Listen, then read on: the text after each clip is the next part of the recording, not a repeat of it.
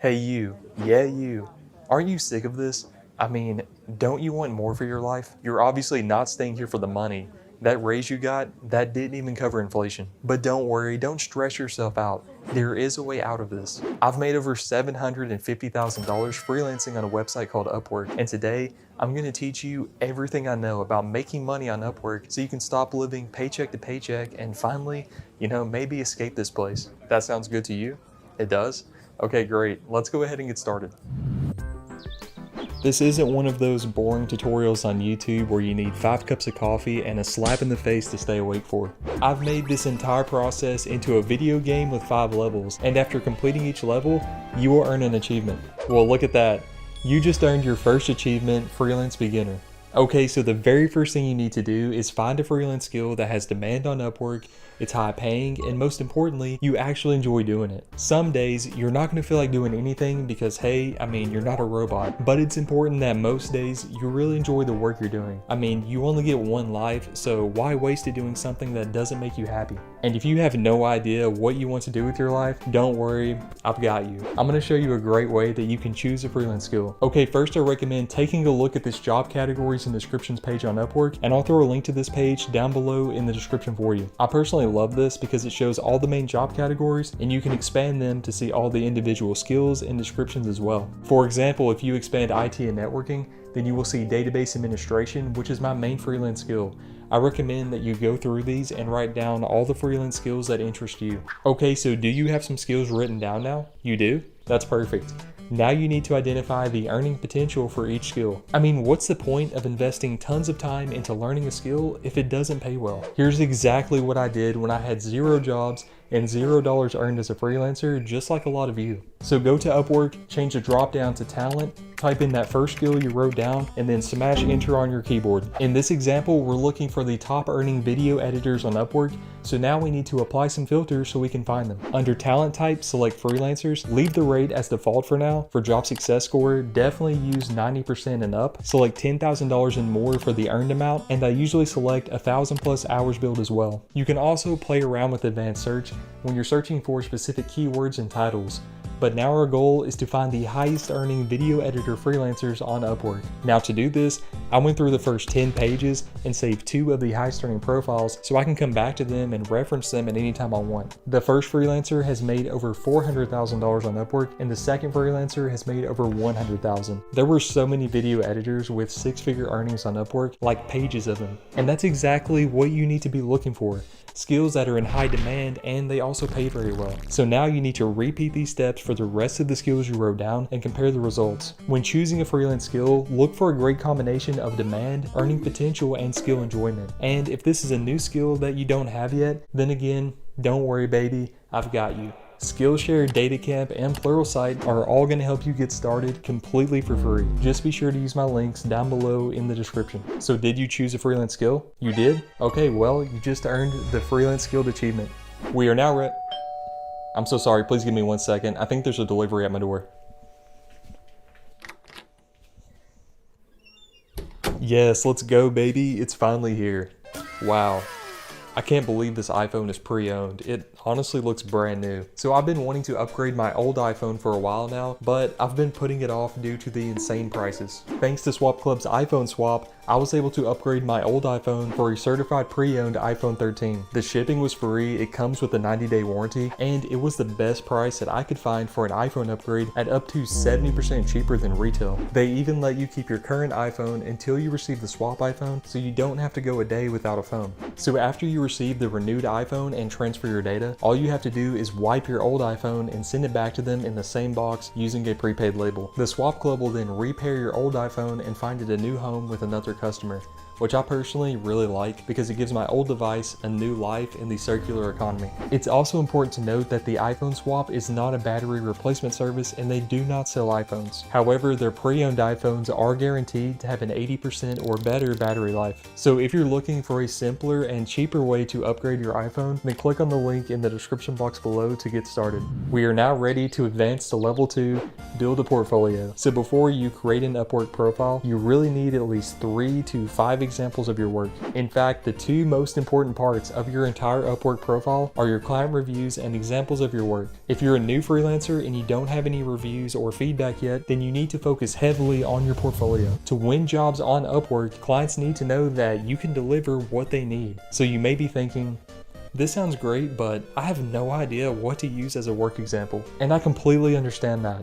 That's why in level 1, you found 2 of the top earning freelancer profiles for your skill. Go to their profiles on Upwork and study everything about their portfolios. Look at their title, thumbnail, tags, and description. Okay, let's take a look at the portfolio for one of the highest earning video editor freelancers that I found. So right away, they have a bunch of portfolio items. So when a client comes to their profile and views it, what do you think they want to see? They want to see examples of videos the freelancer has edited. They want to see the editing style, the quality, and results they've generated for other clients. The first portfolio item here is a great example of what you need to strive for. The first thing that grabs my attention is definitely the thumbnail.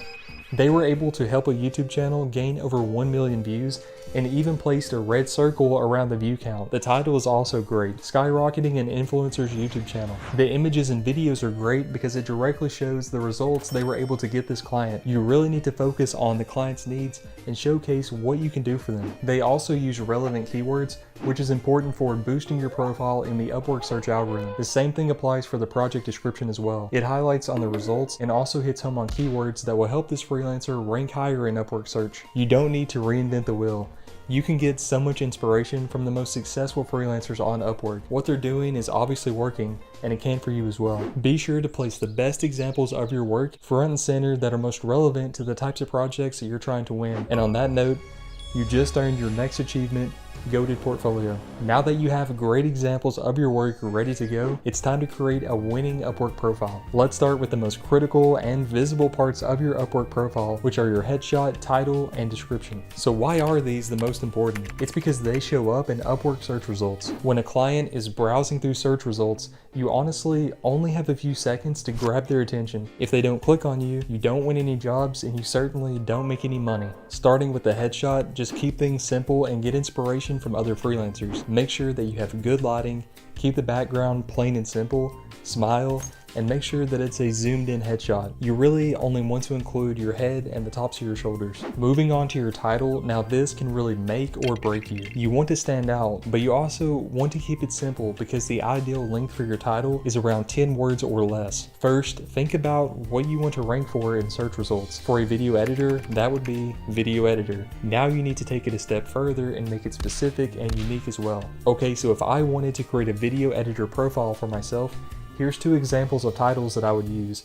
These both include keywords that I want to rank for, and they also include results I've generated and software that I use. If you're still struggling to create a title, then again, I'm going to keep repeating this. Get inspiration from other successful freelancers in your niche, but do not copy paste. Please don't. And now for the last, most visible part of your Upwork profile, let's talk about your profile description. Okay, listen closely to what I'm about to say.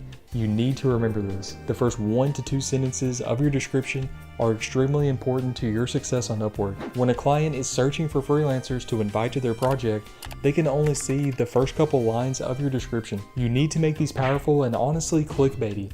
You want your profile to reach out and say, hey, look at my profile. When writing your profile description, constantly put yourself in the client's perspective. If you were hiring someone with your skill set, what would you look for? To give you some inspiration, here's my profile description. As you can see, my goal is to convince the client that I'm the best fit for them. My first 2 sentences include one of my best client reviews. I put tons of time into writing my description to make it attractive and also easy to read by breaking everything into sections. This is not something that you can spend 5 minutes writing and never update it again. You have to be constantly improving if you want to have long-term success on Upwork. The next part of your profile is the portfolio, and since you already have examples of your work from the last level, you simply need to place those in your portfolio. Again, you need at least 3 to 5 portfolio items to put yourself in the best position possible to stand out and win jobs. Next up, we have the skills section, and please do not throw a bunch of random skills in here. This is not okay. This needs to stop now.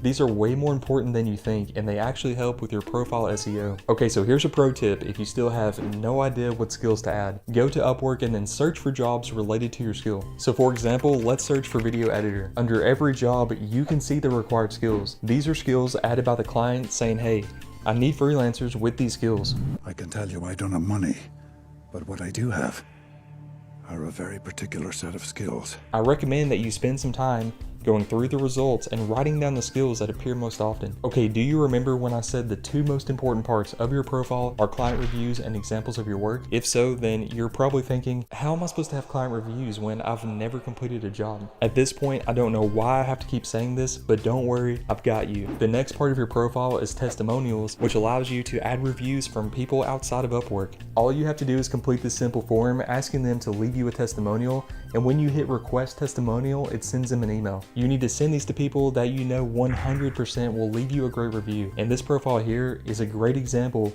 of how you can use testimonials to help you win jobs on Upwork. So those are the main sections of your profile that will help you rise above other freelancers. And now you're finished putting tons of time and tons of effort into building a winning profile, right? You are? Okay, well, you just earned your next achievement, winning Upwork profile. So you have a freelance skill, you have great examples of your work, you built a winning Upwork profile, and now you're ready to start finding jobs. Now this may surprise you, but most new freelancers don't actually know how to find the right jobs on Upwork. Whoa, that's a genuinely shocking fact. So to prevent you from being a victim of this as well, I'm going to show you the exact process that I use to find the best jobs on Upwork. So for this job, the title, description, and skill level all look great to me. If you're new to Upwork, then I would definitely recommend focusing on intermediate level jobs until you start completing jobs and earning some 5-star reviews. I personally completed around 3 intermediate level jobs before moving to expert. The expectations will be lower and it will help you start building your confidence before you move to expert level jobs. Next, I'll look at how many hours are estimated for the job. If it requires more than 30 hours per week, then with my current schedule, there's no way that I can accommodate that. This job is less than 30, so that gets a check mark from me. I don't really care about the project length or the estimated hourly rate because both of these are typically not accurate. The client usually doesn't know what to use here, so I just ignore them. This client is payment verified, which is something else that I look for. And now we can take a look at the reviews and feedback that they're receiving from freelancers and leaving freelancers. Okay, this is extremely important, so come here, listen closely. Remember how I said the two most important parts of your Upwork profile are client reviews and examples of your work? If the client has any history on Upwork, then you need to look at their reviews. So for this client, it looks like they've received all 5-star reviews from freelancers. So let's go ahead and take a closer look. This client has a great track record of leaving 5-star reviews and positive feedback. So odds are if I win this job and I do a great job on it, then I'll get a 5-star review. Now, as you can see, this job has a bunch of questions. And I typically don't like these because of all the time it takes to fill them out. However, if I was a new freelancer, then I would still submit a proposal. And be sure to answer the questions very well. If a job has questions like this, they appear above your cover letter and everything else, so they're very important. And under activity, you can see that 10 to 15 proposals have been submitted. For the most part, the less proposals submitted, the better chance you have of being noticed. However, if you find a job and it has maybe 20 plus proposals submitted, but the job aligns very well with your skills and experience, then personally, I would still submit a proposal. For last viewed by client, now if this is getting close to a month, then I would personally stay away because jobs on Upwork automatically get archived if they haven't had any activity for a month. However, for this job, it's 10 hours ago, so we're good here. And you can see they sent 11 invites to freelancers. Now, this means they already have a list of freelancers who they want to hire, and it's a little high for me. Ideally, you want this to be 3 or less.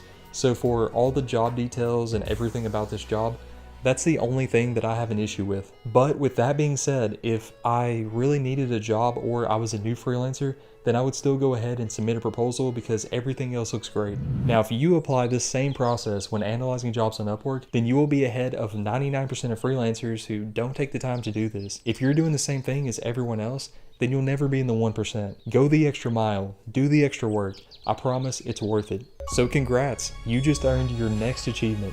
Job Research Expert. Now that you know how to find the best jobs, it's time to write cover letters that capture the client's attention. Now this section deserves a full dedicated video, and I have one of those, and you can find it right there.